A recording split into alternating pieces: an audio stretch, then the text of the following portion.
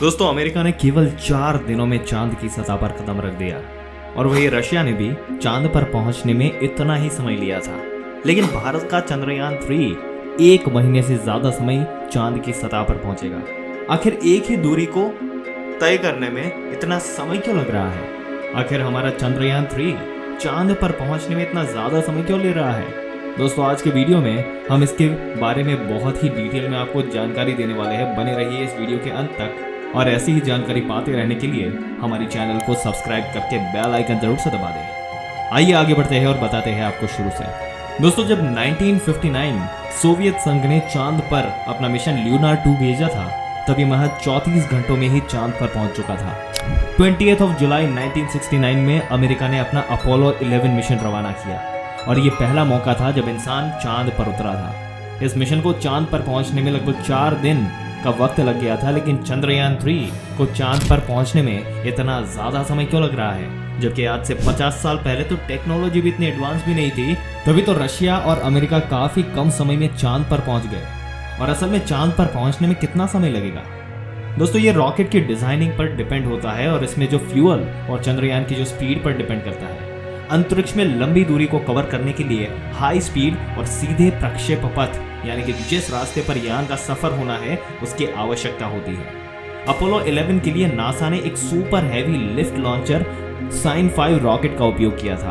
और दोस्तों, इस रॉकेट के शक्तिशाली इंजन ने सिर्फ 4 दिनों में अपोलो 11 को 3,84,000 किलोमीटर दूर चांद तक पहुंचा दिया था।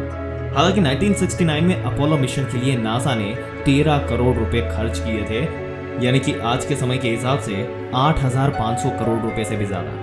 और भारत के पास अमेरिका के जो तेज, एडवांस्ड और शक्तिशाली रॉकेट नहीं है, तो चंद्रयान 3 को सीधे चंद्रमा पर ले जा सके। लेकिन जैसा कि हम जानते हैं, इसरो हमेशा से ही कम बजट में बेहतरीन काम करने के लिए जाना जाता है। इसलिए इसरो ने पृथ्वी के गुरुत्वाकर्षण का लाभ उठाने के लिए एक दूसरे रास्ते को चुना, तो चंद्रयान 3 को चंद्रमा की ओर ले जाने में मदद करेगा। चंद्रयान 3 को पृथ्वी की ऑर्बिट से बाहर ले जाने के लिए हेलो VM3 रॉकेट को चुना गया और ये रॉकेट 640 टन से ज्यादा वजन उठा सकता है। वही इसकी कैपेसिटी 4000 किलो से ज्यादा है। दोस्तों, इसके पहले के नाम की बात करें तो इसका पहले का नाम GSLV Mark 3 था, लेकिन अब इसका नाम बदलकर LVM3 कर दिया गया है और ये वही रॉकेट है जो कि चंद्रयान 2 को भी चांद तक लेकर गया था।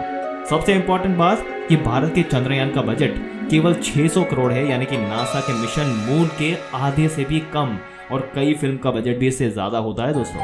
और हॉलीवुड का तो क्यों, भारत के ही आदि पुरुष मूवी का बजट भी 600 करोड़ से ज्यादा था। चांद पर पहुंचने में कितना समय लगेगा, ये इस बात पर डिपेंड करता है कि रॉकेट किस तरह का है और उसके साथ साथ उसको ऊर्जा देने के लिए इस्तेमाल होने वाले फ्यूल के प्रकार और मात्रा का भी इस पर काफी असर पड़ता है। इन सब फैक्ट को दिमाग में रखकर ही चांद पर जाने वाले रूट को तैयार किया जाता है। और इतने कम दिनों में चांद पर पहुंचना, उतना ज्यादा फ्यूल चलेगा और उतना ही ज्यादा खर्च भी आएगा। जैसे कि भारत के चांद मिशन में LVM3 रॉकेट का इस्तेमाल हो रहा है, वो पहली बार इंसान को चांद पर ले जाने वाले रॉकेट सैटर्न 5 के मुकाबले बेहद कम पावरफुल है, लेकिन इस पर खर्च भी कम आता है। अब चलिए आपको बता देते हैं कि कम पावर में चंद्रयान 3 चांद तक पहुंचेगा और कैसे कम शक्तिशाली और छोटे रॉकेट चांद तक पहुंचने के लिए और चांद और पृथ्वी दोनों के जो ग्रेविटेशनल फोर्सेस का इस्तेमाल करके आगे बढ़ते हैं। इस वजह से उनका ज्यादातर समय इन दोनों की परिक्रमा करने में बीत जाता है और इसके साथ ही इसमें ईंधन बेहद कम खर्च होता है। चंद्रयान 3 भी इसी तरह चांद पर पहुंचेगा और यही वजह है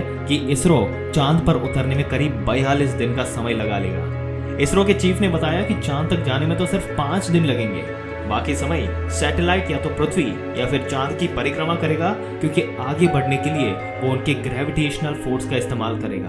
दोस्तों, जैसे कि हमें पता है कि चंद्रयान 3 14 जुलाई को दोपहर 2:35 पर श्रीहरिकोटा सेंटर से उड़ान भर गया और प्लानिंग के मुताबिक ये 23 या 24 अगस्त तक चंद्रमा तक पहुंचेगा।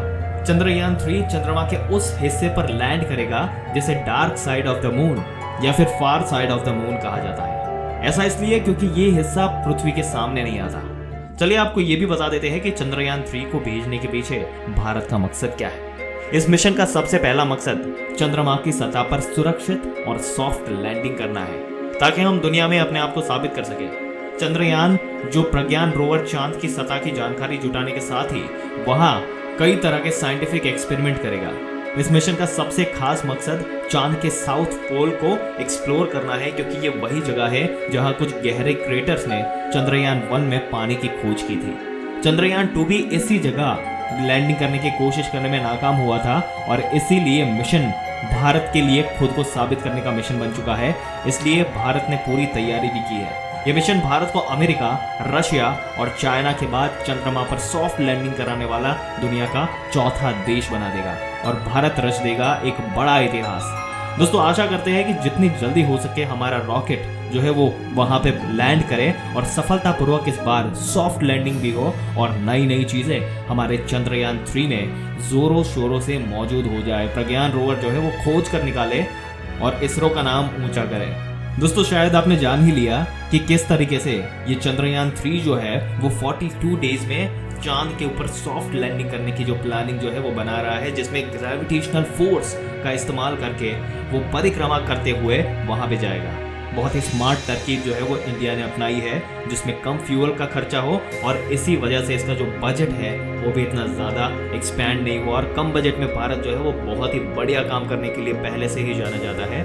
तो इस मिशन में भी हम आशा करते हैं कि भारत जो है वो अपना नाम करे, वहाँ पे सॉफ्ट लैंडिंग हो जाए।